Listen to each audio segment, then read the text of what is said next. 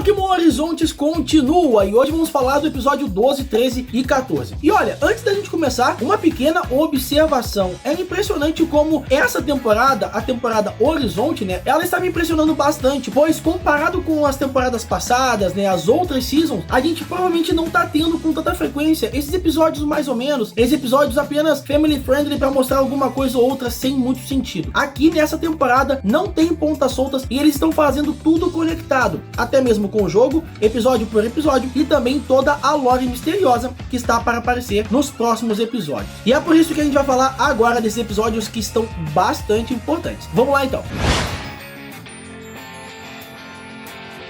Salve, salve família! Marcelo Z aqui na área para mais um vídeo de Pokémon Horizontes e já vamos começar com o episódio 12, que dá sequência direto ao episódio anterior, onde o Roy, Liko e os restos dos Pokémons da floresta fazem um mutirão para salvar o que ainda pode ser restaurado da floresta. A Arboliva, é claro, é o centro das atenções e ajuda cada vez mais nesse mutirão. Um detalhe importante dessa ação, desse episódio, desse arco, é que finalmente temos o Landau, não apenas ele aparecendo como entrando em ação. Claro, não é uma batalha Pokémon, porém ele ajuda com o seu Quagsire. E não apenas isso, nós temos também a introdução das habilidades. E é exatamente isso que a própria Dot, ou a nossa queridíssima Gurumin, apresenta em seu programa na internet. Ela fala um pouco sobre as habilidades que alguns Pokémons têm, além, é claro, dos seus ataques comuns. Vou dar um grande exemplo, como Arcanine e até mesmo Staraptor tem o famoso Intimidate, que é uma habilidade que acaba dando um certo debuff no ataque do Pokémon adversário. E outros Pokémons têm vários dessas habilidades. Então, para você que deve estar vendo esse vídeo pela primeira vez, ou jogando Pokémon inicialmente, isso vai fazer bastante diferença se um dia você quiser entrar no mundo competitivo de Pokémon. E é muito legal, eu sempre comento nos meus vídeos como o Gurumin é uma peça importante para introduzir aos novos jogadores, aos novos apreciadores da franquia Pokémon, tantas curiosidades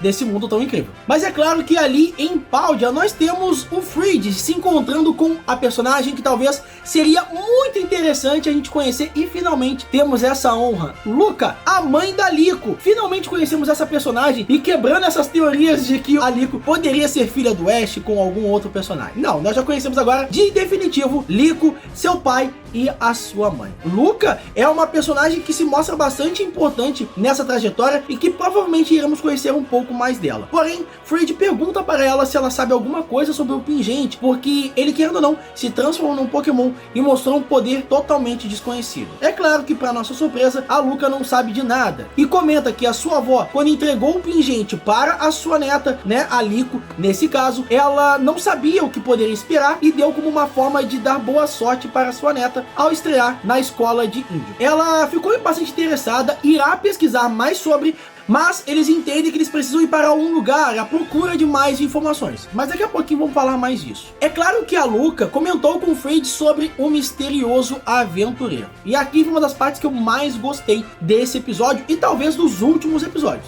Roy e Liko acham um livro escrito pelo próprio pai da Liko sobre o grande e misterioso aventureiro e os seus 6 heróis. O mais interessante é que, vinculado à história do Pingente, logo em seguida que ele foi ativado, nós vimos um vulto naquela tal de neblina ou miragem. E é claro, atrás dele tinha uma sombra e era a Arboliva. Aqui eu já vou começar com algumas das minhas teorias e vamos ver se você concorda. A Arboliva se mostrou um Pokémon bastante imponente, é claro, pelo seu tamanho diferenciado, igualmente a Pokébola ancestral pendurada nela, é claro, com uma similaridade com a imponência de Rayquaza Shiny. A Arboliva, assim como Rayquaza Shiny, foi contado como os 2 dos 6 heróis, os 6 Pokémons do misterioso aventureiro. E é aqui que a gente pode talvez teorizar que eles sejam os tais titãs Pokémon que a gente viu em Scarlet e Violet. Mas é como eu falei, é teoria, até porque o anime está muito próximo da história que nós vimos do jogo, algo que dificilmente a gente viu em praticamente todos os jogos da franquia principal. Apesar desse episódio não ter tido praticamente nenhuma batalha ou de muita emoção, vamos dizer assim, ele trouxe bastante informações que ajudam a gente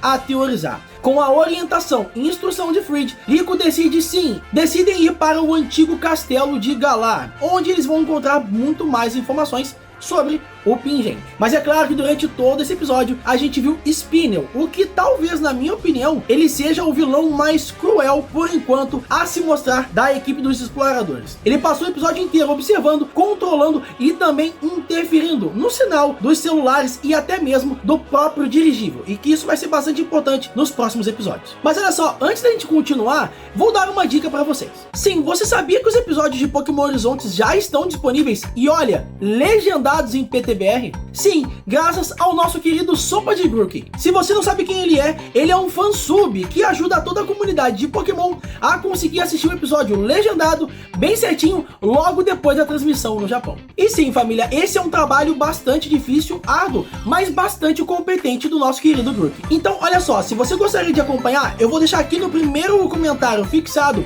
o link para o grupo onde ele compartilha todos os episódios desse anime. Mas olha, ele compartilha literalmente para todo mundo. É só ir lá e assistir. Eu tenho certeza que você vai gostar. Mas o trabalho de um fansub não é fácil e bastante árduo. Então é por isso que eu também vou deixar no mesmo comentário o link para que você apoie ele e torne-se um apoiador do projeto dele. Com você contribuindo mensalmente, ele consegue continuar trazendo esse conteúdo traduzido bonitinho para todos nós. Então considere se tornar um apoiador dele também. O trabalho dele é fenomenal. Mas sabe o que é fenomenal também? Porque no próximo episódio, no episódio 13, nós temos a equipe dos Trovonautas percebendo que eles não podem sair ainda com o dirigível. E nesse momento, toda a equipe dos Trovonautas decidem fazer um piquenique, esvaziar um pouco a mente. E nada mais justo do que eles também ficarem na cidade de Levíncia. E olha, pena que essa cidade não foi tão explorada assim, mas vamos falar dela mais pra frente. Mas é legal como aqui a gente conhece um pouquinho mais do piquenique em relação ao que a gente faz no jogo também. Aliás, lá no Scarlet e Violet,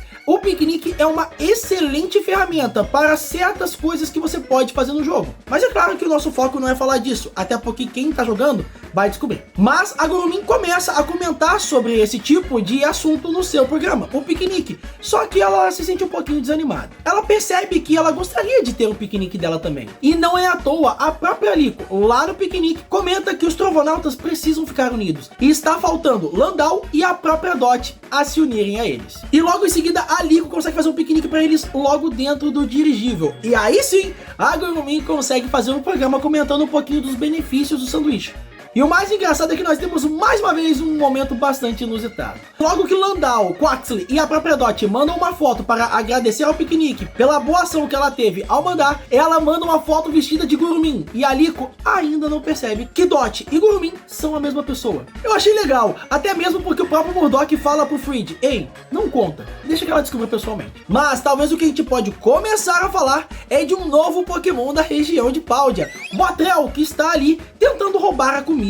E sim, ele consegue roubar um baita sanduichão de Roy e Fuecoco. É claro que durante esse momento, Botrel e Fuecoco tentam batalhar, mas o objetivo era a comida. O Roy pega esse sanduíche, divide e Fuecoco tenta dar metade para o Botrel. Mas logo em seguida o Botrel rouba a outra metade e não se sabe por que ele fez isso. Sério, essa batalha foi meio maluca, mas eu já vou dar mais detalhes logo. E novamente Spinel aparece, só que dessa vez pessoalmente perto do dirigível. E não é à toa que ele faz com que vários Magnetons consigam chegar perto e atrapalhar ainda mais na conexão do dirigível. E é com esse gancho que a gente começa o episódio 14. Frid, junto com a Dot, percebe que não temos mais conexão e alguma coisa está interferindo. Logo, a escutar Noctowl dando um alerta, ele consegue ver um Magneton muito próximo, usando do seu magnetismo para fazer essa interferência. E é claro, Charizard com o seu ataque consegue espantar esse Magneton, mas Frid fica bastante encucado e resolve segui-lo para saber o que está acontecendo. Logo depois daquela batalha maluca que o Roy e o Fuecoco tiveram com o Botrel, o Roy decide voltar e se preocupou bastante com esse Pokémon. Ele percebeu que tinha algo muito estranho nele e resolve voltar para ajudá-lo.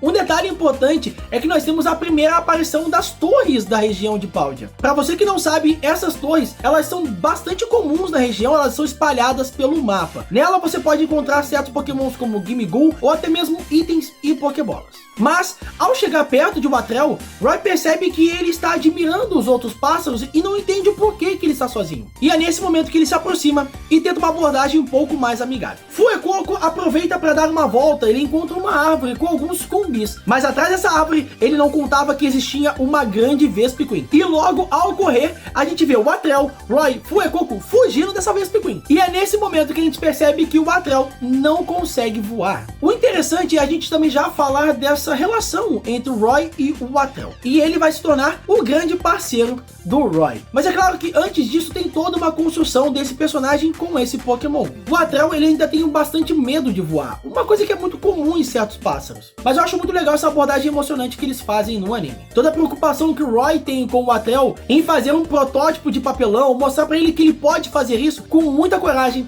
e, é claro, muito treinamento. E é claro que depois de muito esforço, a gente consegue ver o Atrel voando e chegando até o topo daquela torre. Mas Roy, logo depois de se despedir, ele acaba ficando um pouco triste. Mas o Atrel percebe que ele deve ficar ao lado do Roy e depois de um salto bastante perigoso, Roy, para salvá-lo, acaba capturando. E agora sim nós temos o que de fato podemos chamar de treinadores Pokémons capturando os seus primeiros Pokémon. Roy, por enquanto, é o primeiro dos 3 protagonistas. Eu vou considerar a Dot como uma protagonista, até porque ela tem um Quaxly, mas é o primeiro dos 3 a conseguir um Pokémon a mais. Mas que tal a gente ir para a cerejinha do bolo? Sim, eu estou falando do momento em que Fred acaba encurralando o Magneton, mas na verdade ele foi encurralado. Logo, por ser atacado pelos Pokémons de Spinel, nós temos uma batalha que poderia acabar com o Charizard. Mas nós temos aí o que, olha, eu adorei ver. Charizard de Fred finalmente usa o Terastalizar como uma última arma para não ser nocauteado. E olha, foi incrível.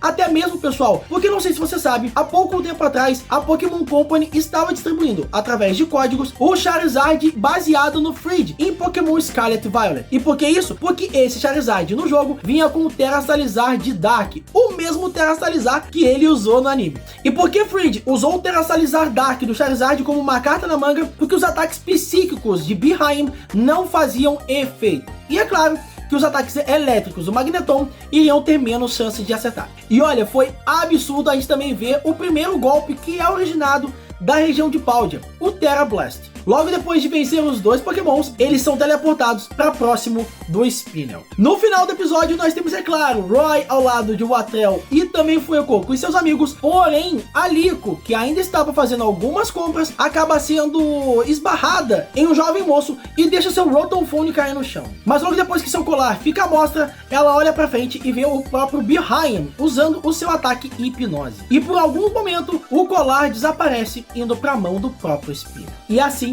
nós vamos saber muito mais no próximo episódio. Como eu comentei, família, é importante porque esse anime, ele está muito legal e está conectando episódio por episódio. A gente não tem o que a gente chama de filler, episódios desconexos só para apresentar um Pokémon ou alguma outra coisa da lore. Então eu estou bastante ansioso para os próximos episódios. Lembrando que os próximos vídeos serão episódio 15, 16 e 17. E teremos a aparição de Yono, uma das minhas personagens favoritas dessa 9ª geração. Mas, é claro, família, não esqueça, se inscreva no canal, deixa o like, comenta aqui embaixo se você já está assistindo, se você pretende assistir, até porque eu deixei o grupo do Sopa do Grookey aqui no primeiro comentário fixado, e você pode assistir todos os episódios agora de uma vez só. E não esqueça de se tornar apoiador do nosso canal, considere também se tornar apoiador do trabalho do Grookey para que ele continue fazendo esse trabalho de fansub tão legal pra gente, e deixa o like aqui no vídeo. Até o próximo vídeo de Pokémon Horizonte, família, um beijo e até mais.